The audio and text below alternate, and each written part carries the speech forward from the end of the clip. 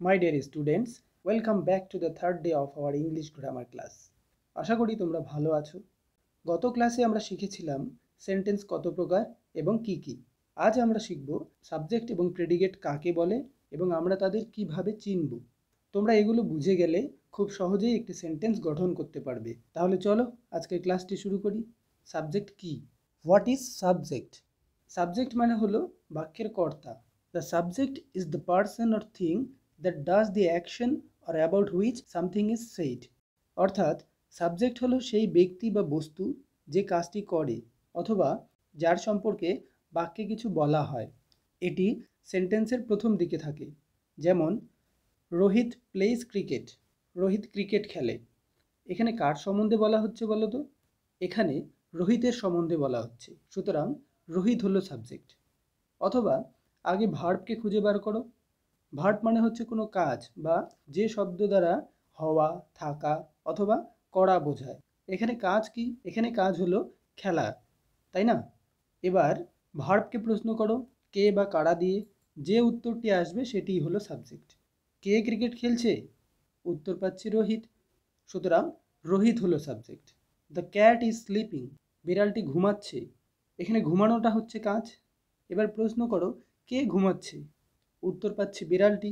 সুতরাং the cat হলো subject. যদি বুঝে থাকো তাহলে নিচের বাক্য দুটির সাবজেক্ট আইডেন্টিফাই করে কমেন্ট করো। He is running. সে দৌড়াচ্ছে। Riya is eating an apple. Riya একটি আপেল খাচ্ছে। সাবজেক্ট শুধুমাত্র নাউন বা প্রোনাউন নয়, নাউন ফ্রেজ বা জেরান্ডও হতে পারে। চলো দেখে নিই সাবজেক্ট কে কে হতে পারে। সাবজেক্ট হতে পারে নাউন বা যা দ্বারা নাম বোঝায়। যেমন রিনা সিংস। রিনা গান করে। রিনা একজনের নাম, সুতরাং এটি একটি নাউন, তাই রিনা হলো সাবজেক্ট। প্রোনাউন বা সর্বনাম, যেমন তুমি, আমি, তোমরা, আমরা, সে, তারা ইত্যাদি। He is running. সে দৌড়াচ্ছে। হি একজন ব্যক্তিকে বোঝায়, তাই এটি একটি প্রোনাউন। জেরান্ড অথবা ভার্ব প্লাস আইএনজি, এটি নাউনের কাজ করে। এটি সাবজেক্ট, অবজেক্ট, কমপ্লিমেন্ট সব কিছুই হতে পারে। তোমরা হয়তো ভাবছো এসব আবার কি? এখন এসব নিয়ে তোমাদের ভাবতে হবে না, এগুলো আমরা ধাপে ধাপে শিখব। দেখবে খুব সহজেই তোমরা বুঝে যাবে। জেরান্ডের উদাহরণ, swimming is a good exercise. সাঁতার কাটা একটি ভালো ব্যায়াম। এখন তোমরা প্রশ্ন করো কি হয় একটি ভালো ব্যায়াম? আমরা উত্তর পাচ্ছি সাঁতার কাটা। সুতরাং সুইমিং এই কাজটিই হলো একটি সাবজেক্ট। ইনফিনিটিভ অথবা to plus V1। To read books is a good habit. বই পড়া একটি ভালো অভ্যাস। এখানে বই পড়া হলো একটি কাজ, সুতরাং এই কাজটিই হলো সাবজেক্ট। ফ্রেজ। ফ্রেজ মানে হচ্ছে কিছু শব্দের সমষ্টি যেখানে ভার্ব থাকে না। যেমন the old man is sleeping under the tree. বৃদ্ধ লোকটি গাছের নিচে ঘুমোচ্ছে। প্রশ্ন করো কে ঘুমোচ্ছে? এর উত্তর পাচ্ছি আমরা বৃদ্ধ লোকটি। দি ওল্ড ম্যান হচ্ছে সাবজেক্ট। এখানে ম্যান হলো নাউন, তার সঙ্গে এক্সট্রা অংশ মিলে তৈরি হয়েছে নাউন ফ্রেজ। সুতরাং দি ওল্ড ম্যান হলো নাউন ফ্রেজ এবং এটি সাবজেক্ট হিসেবে বসেছে। ক্লজ।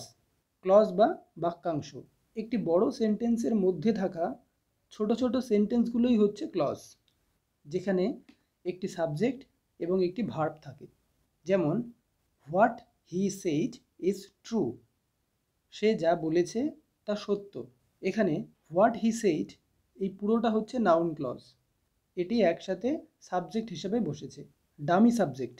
ডামি নামটা শুনেই তোমরা বুঝতে পারছো, ডামি মানে নকল, যেটি আসল নয়। যেমন ইট অথবা দেয়ার। এগুলি দ্বারা প্রকৃত কোনো ব্যক্তি বা বস্তু বোঝায় না, এগুলো শুধুমাত্র বাক্য শুরু করার জন্যই ব্যবহৃত হয়। যেমন ইট ইজ রেইনিং, বৃষ্টি হচ্ছে। এখানে ইট কোনো রিয়েল সাবজেক্ট নয়, শুধুমাত্র বাক্যটিকে শুরু করার জন্য ব্যবহৃত হয়েছে। There are many people in the room. ঘরে অনেক মানুষ আছে। এখানে দেয়ার হলো ডামি সাবজেক্ট এবং মেনি পিপল এটি হলো real subject. There are many stars in the sky. এখানে দেয়ার হলো ডামি সাবজেক্ট, মেনি স্টার্স হলো রিয়েল সাবজেক্ট। মনে রেখো ইম্পারেটিভ সেন্টেন্সে সাবজেক্ট উজ্জ থাকে। যেমন সিট ডাউন, এখানে সাবজেক্ট ইউ উজ্জ। এবার আসি হোয়াট ইজ প্রেডিকেট বা প্রেডিকেট কি। প্রেডিকেট হলো বাক্যের বাকি অংশ। The predicate is the part of the sentence that tells us something about the subject. অর্থাৎ প্রেডিকেট হলো বাক্যের সেই অংশ যা সাবজেক্ট সম্পর্কে কিছু বলে। এটি ভার্ব দিয়ে শুরু হয়। মনে রাখবে, ভার্ব ছাড়া প্রেডিকেট হয় না। সাবজেক্ট বাদ দিলে যে অংশটি পড়ে থাকে সেটি হলো প্রেডিকেট। প্রথমে সাবজেক্ট খুঁজব, তারপর যেই অংশটি বাকি থাকবে সেটিই হচ্ছে প্রেডিকেট। বোঝাতে পারলাম? যেমন Rahul plays football, Rahul football খেলে। এখানে রাহুল হচ্ছে সাবজেক্ট, প্লেস ফুটবল হচ্ছে প্রেডিকেট। রিনা সিংস ওয়েল, রিনা ভালো গান গায়। এখানে রিনা হলো সাবজেক্ট, সিংস ওয়েল হচ্ছে predicate. The sun rises in the east, the sun হচ্ছে সাবজেক্ট আর বাকি অংশটা হচ্ছে প্রেডিকেট।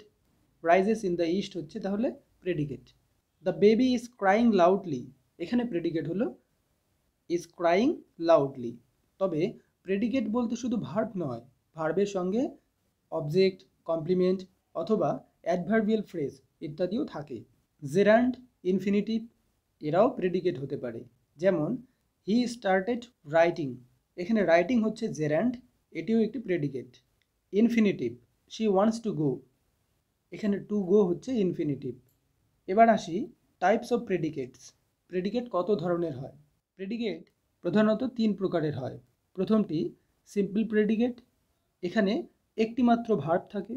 যেমন হি স্লেপ্ট, সে ঘুমিয়েছিল। এখানে স্লেপ্ট হচ্ছে একটি মাত্র ভার্ব, তাই এটি সিম্পল প্রেডিকেট। দ্বিতীয়টি কমপ্লিট প্রেডিকেট, যেখানে ভার্ব ছাড়াও ভার্বের সঙ্গে থাকা বাক্যের সমস্ত শব্দ থাকে। যেমন Rina is singing a song beautifully, এখানে is singing a song beautifully এই পুরোটা হচ্ছে কমপ্লিট প্রেডিকেট। তৃতীয়টি হলো কম্পাউন্ড প্রেডিকেট, যেখানে একটি সাবজেক্ট থাকে এবং তার সাথে 2 বা তারও বেশি ভার্ব থাকে। যেমন the student reads books and writes notes, ছাত্রটি বই পড়ে এবং নোট লেখে। এখানে সাবজেক্ট হলো দ্য স্টুডেন্ট এবং বাকিটা হলো কম্পাউন্ড প্রেডিকেট। এখানে দ্য স্টুডেন্ট এই সাবজেক্টটি একাই 2টি কাজ করছে, বই পড়ছে এবং নোট লিখছে, তাই এটিকে কম্পাউন্ড প্রেডিকেট বলা হয়। তাহলে ডিয়ার স্টুডেন্টস, এই ছিল আজকের ক্লাস। আশা করছি তোমরা সবাই ভালো মতো বুঝতে পেরেছো। পরের ক্লাসটি হবে অবজেক্ট এবং কমপ্লিমেন্ট নিয়ে। আর হ্যাঁ, ক্লাসটি যদি তোমার ভালো লেগে থাকে তাহলে ইংলিশ পরিচয় চ্যানেলটি সাবস্ক্রাইব করে নিও। পরবর্তী ক্লাসে আবার দেখা হবে। টাটা।